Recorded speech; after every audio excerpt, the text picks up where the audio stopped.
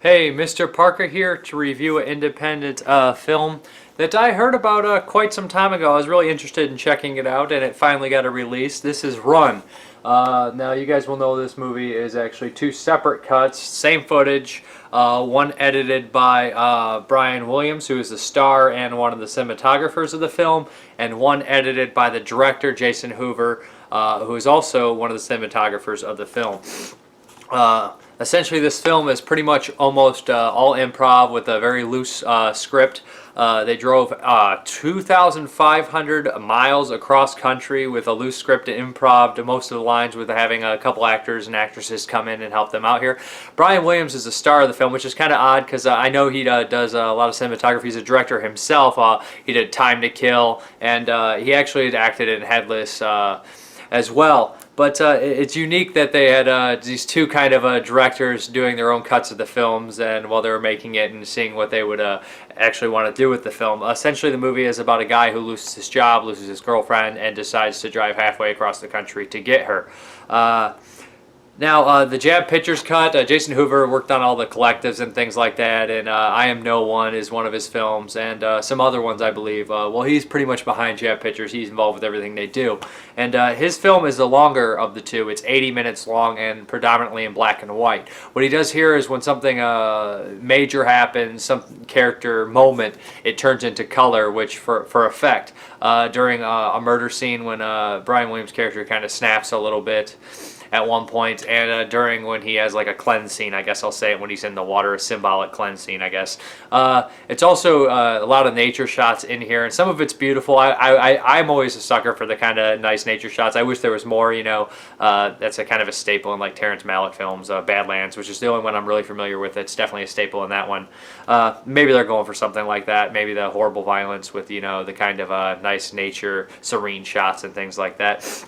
There's also shots of, you know, a lot of cities and stuff like that. I don't think those are shot as nice, but then of course they don't look as nice as you know, nature and stuff like that. But the JABB Pictures cut, I actually watched Brian Williams' cut first, the Mostly Harmless cut, which is mostly color but goes into black and white as well. This one is also not as it's not told in chronological order as much as the JABB Pictures cut. The JABB Pictures cut is kind of almost straightforward. And watching the Mostly Harmless cut first, it was tighter. It was a tighter movie, 56 minutes, and I liked how it was. You know, I liked how it was in out of order. I thought that was a little bit more interesting. But after I watched the JABB Pictures cut, I could appreciate them both more. With that, you know, they complement each other very well. If you look at the JABB Pictures cut, you watch it as a straightforward, and then after you go back, and I kind of started revisiting the Mostly Harmless Pictures cut again after I watched the JABB Pictures cut, and seeing, you know, that it's you know exactly what's going on more so, even though, you know, you get the gist of it. It's just this one's not told in order. At one point in the film, there's a hitchhiker. He's in both cuts, of course, and he just improvs for a long time. Some of it's kind of funny, and the one thing I did see in JABB Pictures cut, a lot of things go on a little longer, and sometimes it makes it a little comical. Like you see, I don't know if it's supposed to be, but I definitely, the hitchhiker had some comedic moments. But later on, you'll see you'll see Brian Williams' character in the back slam down and stuff like that and hit. And I think he's better at the vocal angriness in his voice, and more so than the physical angriness in those background shots and things like that. Also, I believe most of it in the JABB Pictures cut, you see almost you know, all the dates and things like that to keep track of it. In the Harmless Pictures, you're kind of lost in a haze, and they definitely do these long drive sequences where it goes to like blurred out taillights and headlights and things, and that's just kind of like a day's kind of I guess it shows time passing and thinking and things like that. They play a lot with the repeated dialogue. I think both of them do that quite a bit. And one thing I didn't care for in the Mostly Harmless Pictures cut, where it did the words across the screen. I don't know. It just didn't look as good as the rest of the movie did to me. I do appreciate the prostitute scene a lot more in the Mostly Harmless Pictures. I think it's more fits into the character mold with it.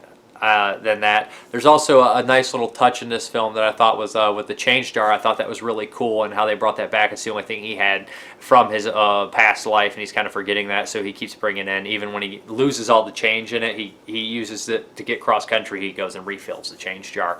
A lot of it's well shot. Some of it, you know, it's not bad shot. None of it's like horribly shot or anything like that, but I think a lot of the nature shots are shot better. I think it's I think that I love that it's a guerrilla style film. I love that it's two cuts of the same movie. I love that they went cross country with it, and I like that an independent movie did this much improv. Usually the only improv you get in movies is those like 2-hour comedies where you get all these like huge comedians riffing on each other for like 2.5 hours, and that can be funny, but it gets tiresome. I think in kind of a real independent movie doing the improv was a nice touch.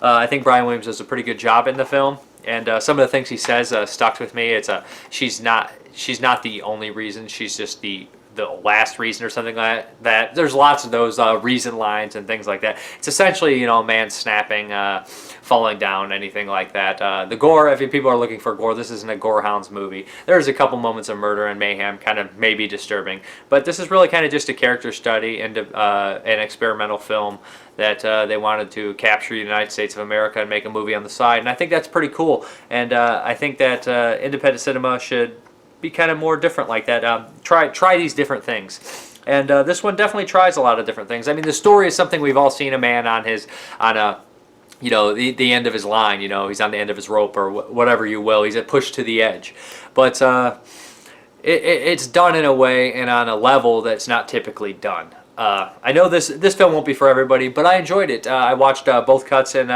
I think that they complement each other very well, and it's interesting, to say the least, to see them both next to each other and compare them and what the directors decided to do, editing it and things like that.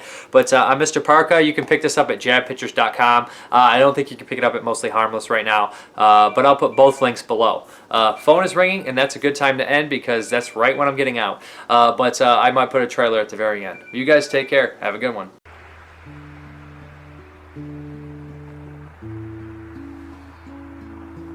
Man of sorrows, what a name for the Son of God who came, ruined sinners to reclaim.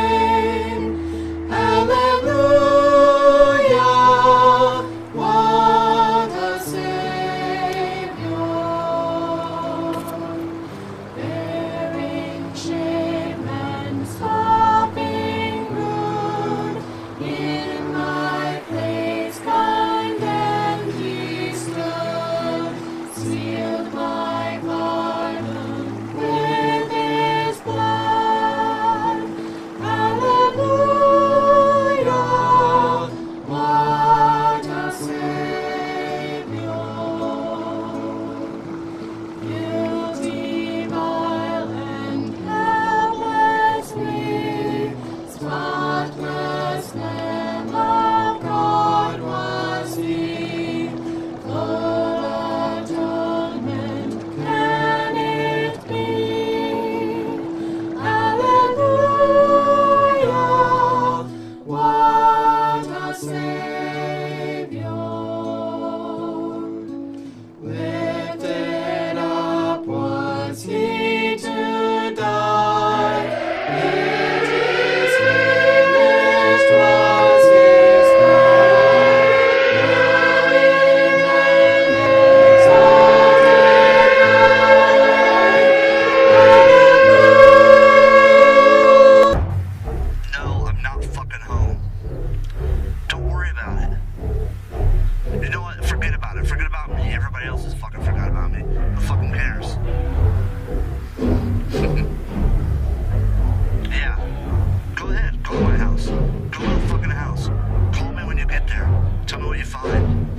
Not gonna find shit. I don't have shit. She fucking took everything.